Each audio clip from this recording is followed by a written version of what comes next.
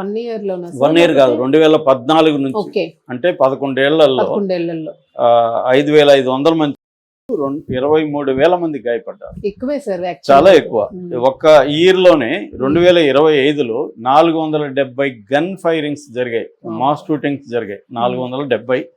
అందులో 387 మంది, 1776 మంది గాయపడ్డారు. ఇది 2025 ఇప్పటికి డిసెంబర్ 13 నాటికి లెక్క అనమాట.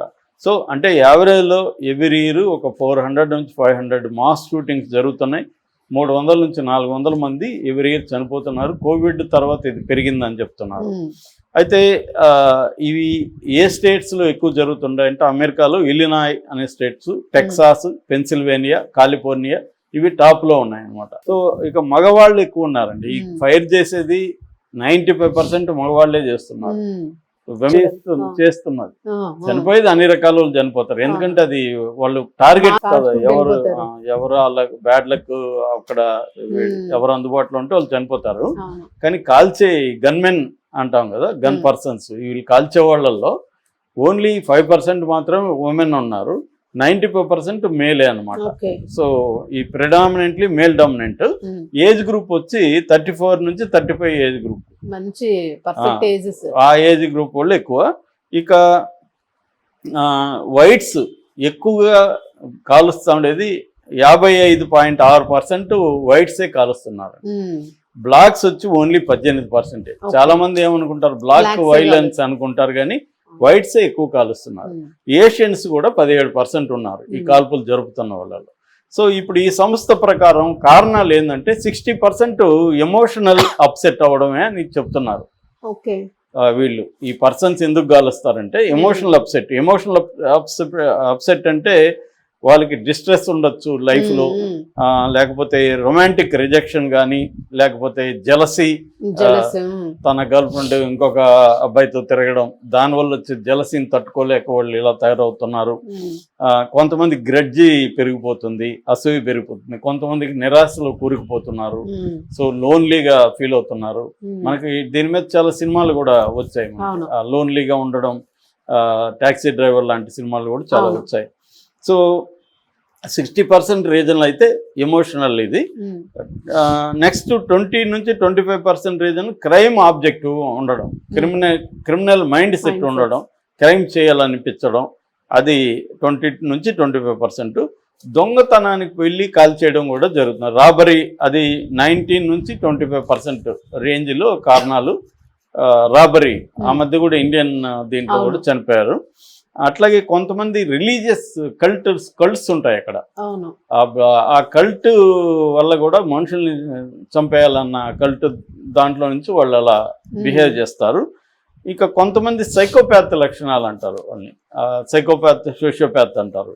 ఆ లక్షణాలు కారణాలు వచ్చి ఓన్లీ 3% మాత్రమే. సో 60% ఎమోషనల్గా అప్సెట్ అయిపోయి లైఫ్లో ఫెయిల్యూర్స్ కావచ్చు, డిస్పైర్ కావచ్చు, దాన్ని డీల్ చేసే కోపింగ్ మెకానిజం ఉంటారు. కోపింగ్ మెకానిజం వాళ్ళకి లేకపోవడం వల్ల ఈ వైలెన్స్లోకి వెళ్ళిపోయి తాము కూడా అంటే ఆత్మహత్య చేసుకోవాలనే నేచర్లోకి వెళ్ళిపోయి హత్య చేసి ఆత్మహత్యలు చేసుకుంటారు. చాలా మంది అక్కడే స్పాట్లో చనిపోతూ ఉంటారు.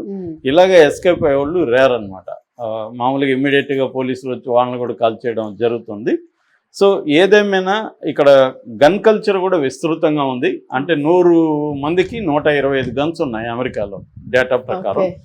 సో దాంట్లో ఇంకా రకరకాల పర్సనల్ ప్రొటెక్షన్ అని, ఫైరింగ్, వేట్ అని, ఇంకా రకరకాల కారణాలతో గన్స్ని లైసెన్స్ ఫ్రీగా దొరుకుతాయి. ఎక్కడంటే అక్కడ వెళ్ళి మన ఐడి కార్డు చూపించి గన్ తెచ్చుకోవచ్చు. అలాగే మన సరుకులు కొన్నట్టుగా వెళ్ళి షాపింగ్ చేసుకుని ఒక గన్ కూడా తెచ్చుకునే పరిస్థితి అక్కడ కనబడుతుంది. సో అందుకని గన్ కల్చర్ ఒకటి, ఈ డిప్రెషన్ ఒకటి. రెండోది, ఈ మధ్యకాలంలో అమెరికాలో కూడా ఎకనామిక్గా మేము సాటిస్ఫాక్షన్గా లేమని 40% రీసెంట్ స్టడీలో 40% ఆర్థిక అసంతృప్తి వ్యక్తం చేస్తున్నారు. ట్రంప్ పాలసీలు, ఈ టారిఫ్స్ వేయడం, వీటి వల్ల ఇన్ఫ్లేషన్ 3% పెరిగింది. తర్వాత ఉద్యోగాలు అండి, 10 లక్షల మందికి ఉద్యోగాలు పోయినాయి ఈ 1 yearలో. జనవరి నుంచి ఇప్పటి వరకు 10 lakh పీపుల్కి జాబ్స్ పోయినాయి. ఇందులో 3 లక్షలు గవర్నమెంట్ ఎంప్లాయీస్. ఓకే. సో వీటన్నిటి రీత్యా కూడా అక్కడ ప్రెజర్ అనేది బాగా పెరుగుతుంది. సో ఈ ప్రెజర్ నుంచి కూడా మనుషులు క్రైమ్లోకి వెళ్తున్నారు. ఇందాక చెప్పినట్టుగా ఎమోషనల్ అప్సెట్ అనేది వీటన్నిటికీ మళ్ళీ రీజన్స్ చాలా ఉన్నాయి.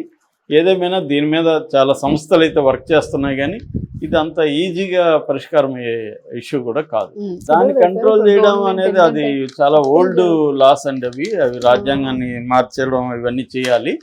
దానికి వ్యతిరేకంగా జరుగుతుంది, కానీ అంత ఈజీగా జరగదు. రెండోది అక్కడ ఈ ఆర్మ్స్ లాబీ కూడా చాలా పెద్ద లాబీ, ఆయుధాల కంపెనీస్ చాలా యుద్ధాలే వాళ్ళే క్రియేట్ చేస్తుంటారు. రెండు వైపులా వాళ్ళే ఆయుధాలు అమ్ముతుంటారు. సో అది నేను దాని మీద ఒక స్టోరీ కూడా చేశాను ఇంతకుముందు, ఇజ్రాయెల్కి సప్లై ఎవరు చేస్తారని. సో అది పెద్ద లాబీ ఉంటుంది అక్కడ. దాన్ని డీప్ స్టేట్ అని కూడా పిలుస్తారు, వీళ్ళందరూ ఎలా కంట్రోల్ చేస్తుంటారని. సో వీటి వెనక అనేక వైడ్ బ్రాడర్ కాంటెక్స్ట్లోకి వెళ్తే చాలా రీజన్స్ ఉన్నాయి. దానంతా అడ్రస్ చేసి దానంతా మార్చడం అనేది చాలా టైం కూడా